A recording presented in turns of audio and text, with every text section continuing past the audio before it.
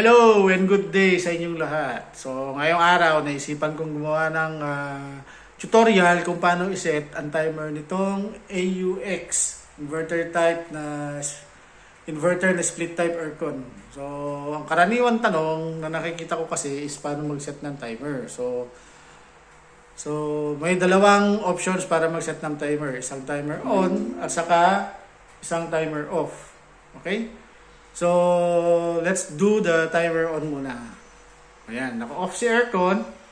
Dito sa remote natin, may button dyan na timer. Pindutin natin. Timer. Okay, tapos, lalabas sa LCD ng remote, may option dyan.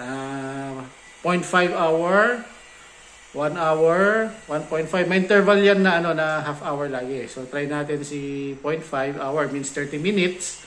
Mag-on siya. Pag nakapili na, pindot ulit ng timer.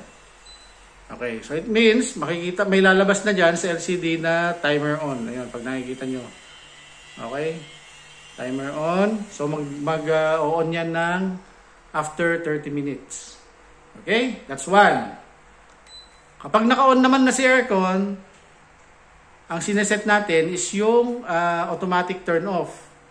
Okay, so kapag naka-on na siya, sa timer sa remote ulit, pindutin yung timer.